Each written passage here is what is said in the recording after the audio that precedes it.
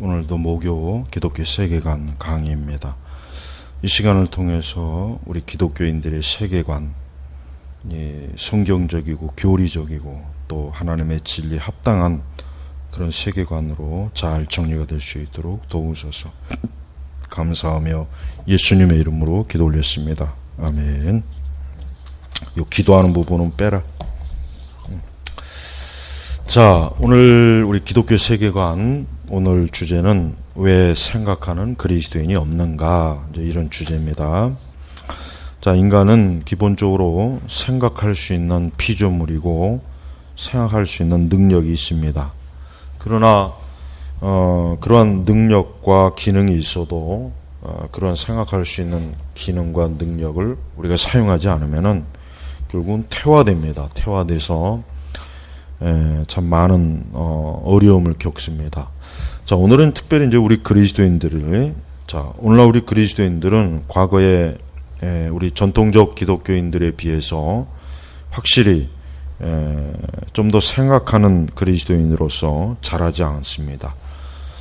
그 이유가 이제 몇 가지 있습니다. 첫째로는 지나치게 기독교 신앙과 이 진리를 현실적인 그리고 복을 구하는 하나의 도구로 쓰는 거예요.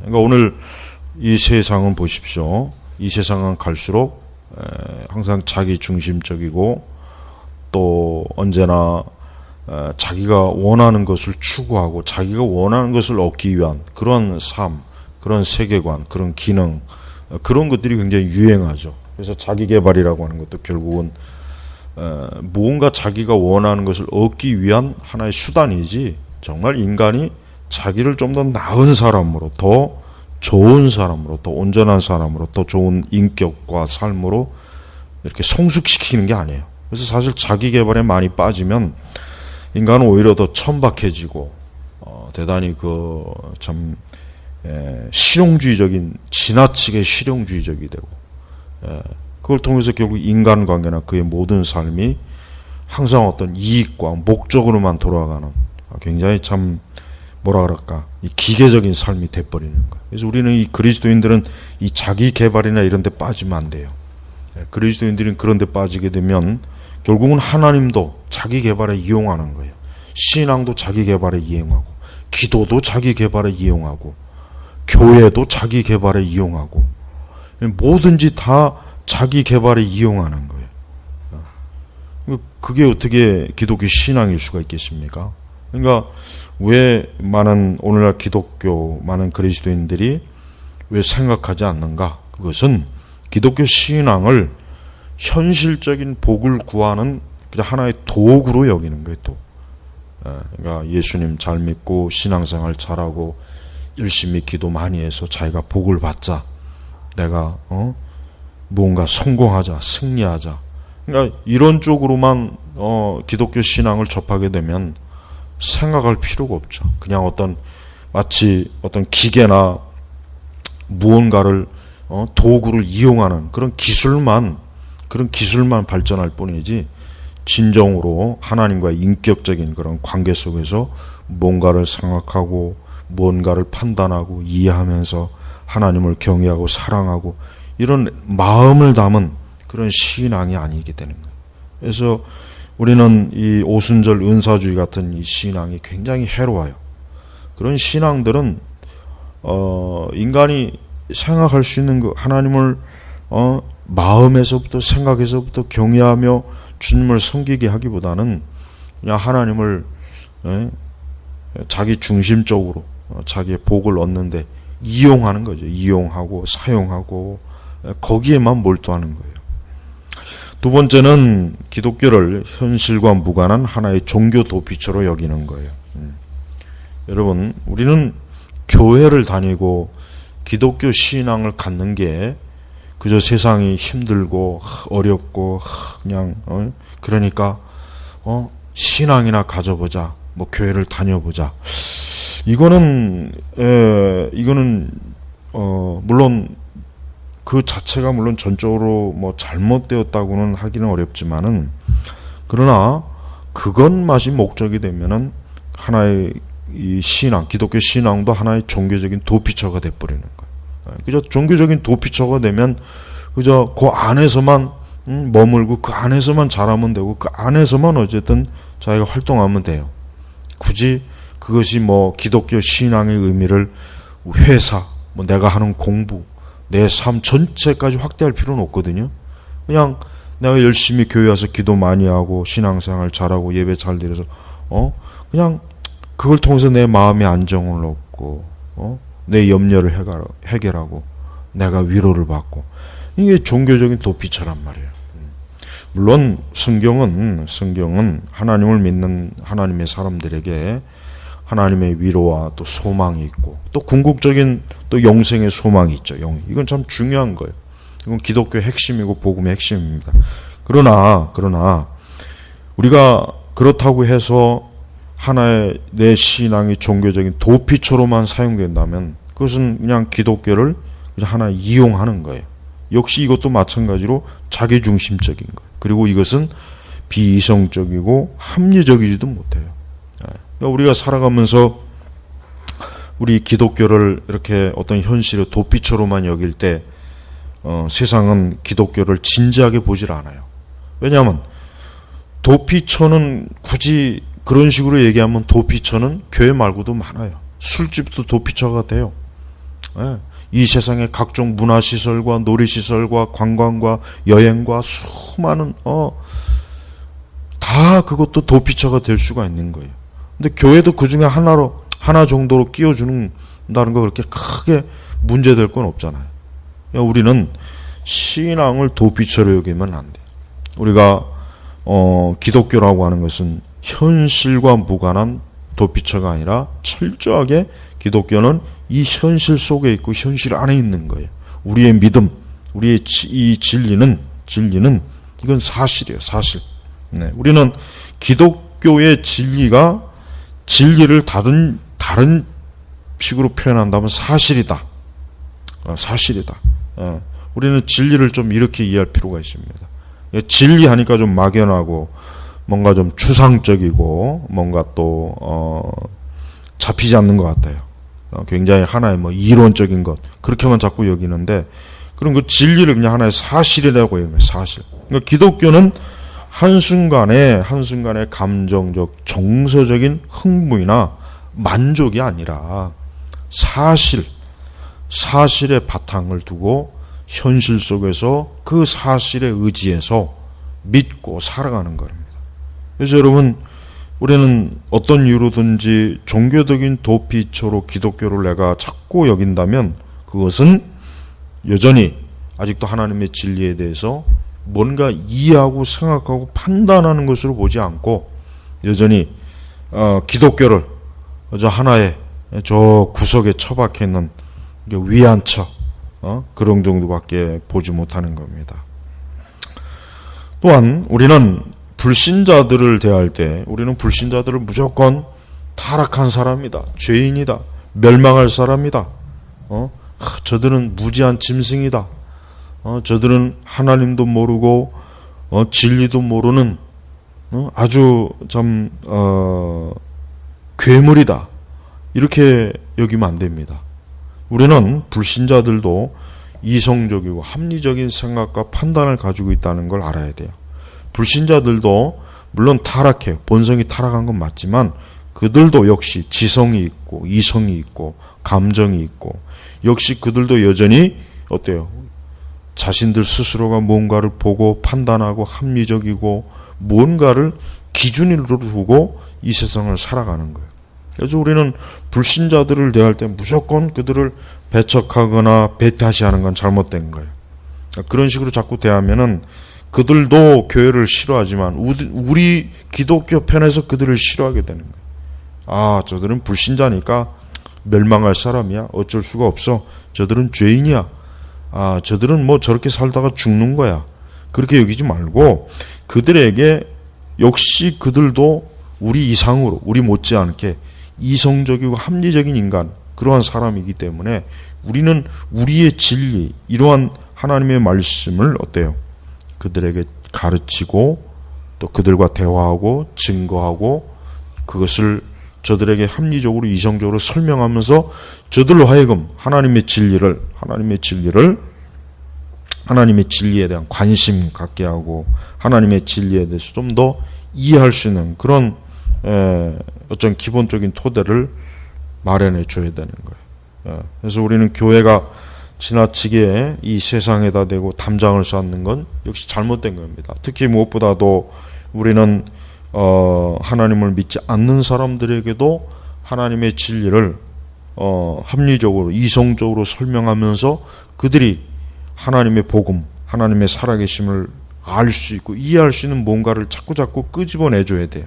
그럴 때 우리 자신도 그렇고 세상 사람도 그렇고 기독교가 그저 현실을 무시하는 종교적 피난처, 그저 기독교라고 하는 것은 그 믿는 사람들이 모여서 그냥 자기네들 축복을 받기 위한 그런 하나의 종교적인 활동, 그렇게 여기지 않는 거예요. 그러니까 세상 사람들은 기독교를, 특히 우리 한국 교회는 기독교에 대한 인식이 굉장히 잘못됐어요. 근데 그 잘못된 그 원인 제공을 어디에서 했느냐? 그건 교회가 많이 했어요. 교회가 그런 원인 제공을 했기 때문에 세상에서 그렇게 이해하는 일들이 굉장히 많이 벌어진 거란 말이에요. 그래서 우리는 우리의 종교적인 활동이 항상 진리, 말씀에 의해서 우리의 행동이 규정이 될 때 사람들은 거기에서 뭔가 이성적이고 합리적인 걸 볼 수 있어요. 왜냐하면 진리는 일관되기 때문에. 세상 사람들은 사실 일관되지 못해요. 이 세상 사람들은 언제든지 죄의 원리대로 살아가요. 죄의 원리. 근데 죄의 원리라고 하는 것은 일관성도 없고 사실 이성적이지도 못하고 합리적이지도 못해요.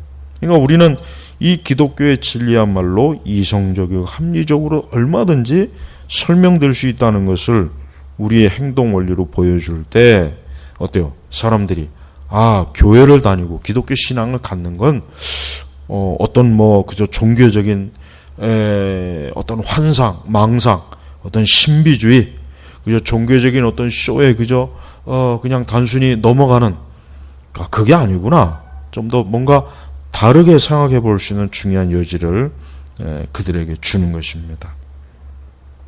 또한 회심과 회개에 대한 그리스도인들 각자가 사실은 조금 문제가 있어요. 우리는 예수님 믿고 구원받았다, 하나님의 자녀가 되었다, 우리가 이제 새 사람이 되었다, 이렇게 우리가 알고 믿어요. 자, 그런데 우리는 그런 그 순간에만 그냥 머무르는 일이 많아요. 그러니까 이제 나는 더 이상 이제 옛 사람이 아니다. 나는 이제 불신자가 아니다. 나는 신자다. 나는 믿는 사람이다. 나는 이제 그리스도인이다. 나는 교회를 다닌다. 딱 거기에서만 머무르는 거예요. 거기서 머무르면 안 되죠. 회심과 회개가 종착점이 되면 안 되죠. 회심과 회개는 하나의 출발점이 돼야 되는 거예요. 그래서 거기서부터 우리는 어때요? 우리는 하나님의 진리대로 믿고 생각하고 행동하고 움직이고 하는 이런 것들이 이제는 같이 들어와야 되는 거예요. 근데 교회는 사실 그동안 보면은 회개하고 예수님 믿고 하나님의 자녀가 되는 것, 그러니까 거기서만 딱 멈췄어요. 거기서 그것만 강조했어요.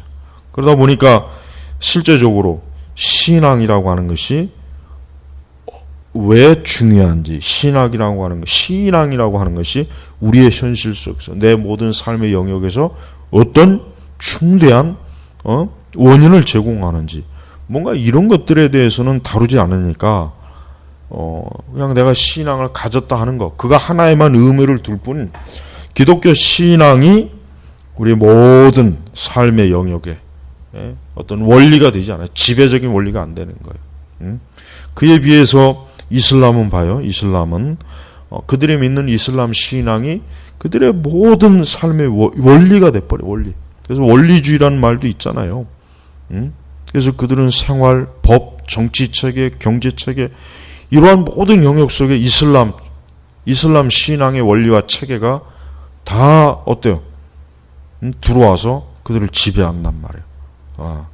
근데 왜 우리 기독교는, 왜 우리는 그냥 나는 그리스도인이다, 난 회개했다, 거듭났다, 거기에 머물러요. 그냥 그게 끝이에요.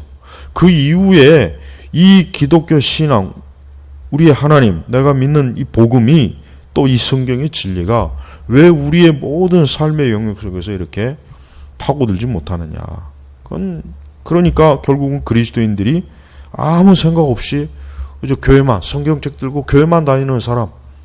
그러니까 그런 그리스도인들을 볼 때 세상 사람들이 그런 그리스도인들이 정상으로 보이겠습니까? 비정상으로 보이겠습니까? 비정상으로 보일 수밖에 없는 거예요. 그러니까 우리가 신앙생활을 한다는 것, 교회를 다니는 것이 비이성적이고 비합리적인 인간을 만들어버리면 안 돼요. 근데 실제로 많은 신앙이 어때요? 교회를 다니는 그 순간부터 비이성적이고 비합리적인 사람으로 만들어버렸어요. 좀 더 생각하고 분석하고 이해하고 분별하고 좀 더 냉철하게 생각해서, 그러니까 그 모든 기본 바탕에는 말씀이 있죠. 말씀으로, 하나님의 계명으로, 그렇게 해야 되는데 그렇게 하지 않는 거예요. 그렇게 하지 않고 나 그냥 교회 다닌다, 예수님 믿는다, 나 하나님 믿는다, 그게 끝이에요. 그러니까 그런 사람들이 뭐 어느 영역에 가봐야 그 사람들이 뭐 그 영역에서 뭐 어떤 그리스도의 진리와 진리의 체계도로 뭐 그들이 거기서 살 수가 있습니까? 그렇진 않아요. 신앙은 그저 예배당 안에서만 머는 거지, 회사에서, 직장에서, 학교에서, 가정에서, 내가 있는 어디에서, 어느 영역에서든지 이 신앙은 전혀 찾아볼 수도 없고, 신앙의 원리도 없고, 진리의 원리도 없이 그냥 되어지는 거예요. 그러니 얼마나 많은 불신자들이 우리 그리스도인들에 대해서 볼 때 참 이상한 사람이구나, 그렇게 볼 수밖에 없는 거예요. 그래서 여러분, 왜 오늘날 이 생각하는 그리스도인이 없는가? 그것은 그리스도인들 자신이 지나치게 자기중심적, 현세적이고 신앙을 하나의 그저 도피처럼 여기는 거예요. 그래서 자기의 삶의 어려움을 해결해 주는, 딱 그 정도로만 여기요. 그 정도로만. 예. 그러니까 그 이상을 넘지를 못해. 그 이상. 그러니까 나머지 모든 영역은 다 이 세상과 마귀, 세상이 확 휘어잡고 있어요. 꼼짝을 못해요. 응? 그러다가 우리 그리스도인들이 세상과 부딪힐 때 문제가 생기면은 어쩔 줄은 모르는 거예요. 어떻게 해야 될지를 모르는 거예요. 응? 여러분, 이 세상과 세속적 세계관은 인간을 사실은 미련하게 하고 어리석게 하고 비참하게 하고 인생을 허무하게 하고 결국은 죄와 악에 빠져서 결국은 그 삶을 사망에 빠지게 합니다. 이게 이 세상이에요. 이 세상. 이게 이 세상의 세계관이에요. 응? 그러나 우리 기독교의 세계관은 뭐가 있습니까? 하나님의 존재, 하나님의 살아계심, 하나님이 이 세상을 창조하셨고, 또 하나님께서 이 죄인인 우리를 구원해 주시기 위해서 그리스도를 보내셨고, 또 장차 이 세상에 심판이 있고, 하나님께서 이 세상을 다스리시고, 그리스도께서 구세주가 되셔서 인간을 그 죄와 사망과 멸망에서 건지시고, 우리는 왜 이러한 이 성경적 세계관을 왜 우리 자신들이 좀 더 진지하게 이 세상의 모든 영역 속에 왜 우리가 증거하고 전파하고 우리가 믿는 대로 우리가 살아가는 걸 보여주지 못하냐 이거예요. 그러니까 여러분, 교회라고 하는 것을 사람들이 지나가면서 교회를 볼 때 교회는 뭘까? 교회는 뭐 하는 것일까? 교회는 그냥 자기들이 모여서 열심히 기도하고 예배드리고 그저 자기들의 어떤 종교적인 것을 위해서 그냥 시끄럽게 요란을 떠는 것인가? 이게 지금 우리 한국 사회, 특히 우리 한국 사회가 가지고 있는 불신자들이 가지고 있는 교회관이에요. 교회가. 그건 왜 그러느냐? 그것은 그리스도인들 한 사람 한 사람이 결국은 그렇게 밖에 나가서 행동한 거예요. 그래서 우리가 기독교 세계관을 통해서 우리는 좀 더 나 자신이 그리스도인이란 무엇인가? 내가 그리스도인이 되었다.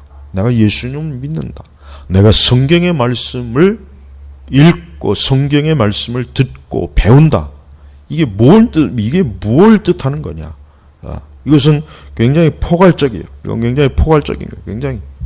그래서 우리는 어떤 영역에 있든지 간에 우리는 이 진리, 이 성경의 말씀대로 살아계신 하나님의 말씀대로 우리가 이 세상에서 그리스도인으로서 우리가 행동해야 되는 거예요. 그렇게 믿고 그렇게 행동하고 그렇게 처신하고 그걸 통해서 우리는 이 세상에 어때요? 하나님의 살아계시다는 것을 우리 스스로가 확신하는 가운데 우리 스스로가 이 죄악된 세상, 즉 이 세상과 이 세속적 세계관이 가득한 곳에서 나 자신이 온전한 그리스도인으로서 먼저 살아가는 것입니다. 네. 그래서 여러분 우리는 그냥 아무 생각 없이 그저 세상이 주입하는 그런 세속적 세계관과 세속적 체계와 이 세속적인 그런 영적인 것을 아무 생각 없이 그 여과 없이 받아들이면 안 되겠죠. 우리는 철저하게 진리로 그 모든 걸 걸려내야 돼요. 그래서 우리에게 주어진 성경이 그래서 중요한 겁니다. 그리고 우리는 그 성경을 읽고 생각해야 돼요. 우리는 성경을 읽을 때 단순히 읽지 말고 생각하면서 읽어야 돼요. 생각하면서 읽고 그 의미가 무엇인지, 그 의미가 지금 내 모든 삶의 영역에서 무엇을 요구하는지, 무엇을 명령하는지, 무엇을 드러내는지를 우리가 알아야 될 필요가 있는 거예요. 그러려면 자꾸 생각해야 되겠죠. 그러면 자꾸 우리는 하나님의 뜻을 구하는 그런 정당한 방식으로, 바른 방식으로 하나님 앞에 나와야 되겠죠. 이게 굉장히 중요한 거예요. 그래서 세상은 우리 그리스도인들이 그렇게 무언가를, 즉 진리를 통해서 생각할 때 이 세상은 그리스도인들 앞에 무장해제가 되는 거예요.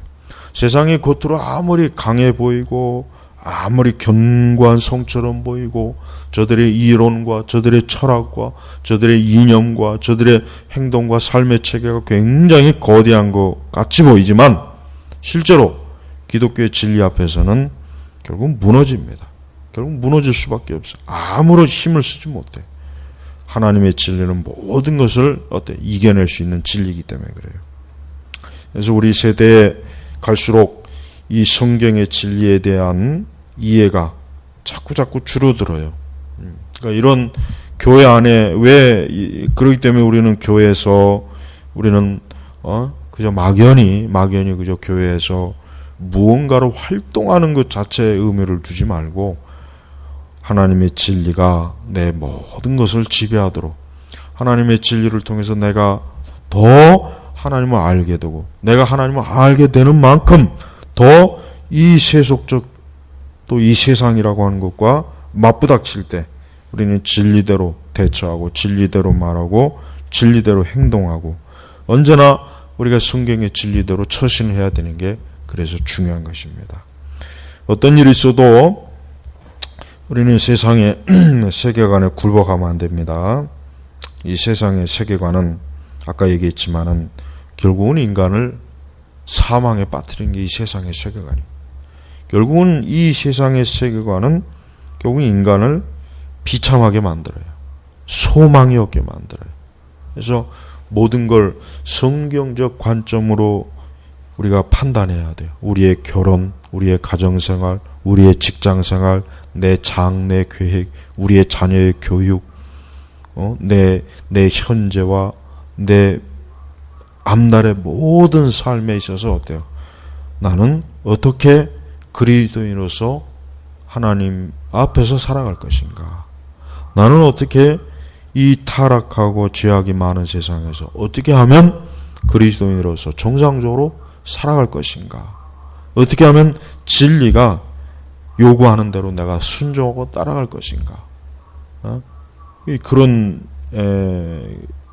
의문과 또 이해가 있어야 되지 않겠습니까? 그래서 여러분 갈수록 세상은 굉장히 복잡하게 자신들의 그 뜻을 주장해요.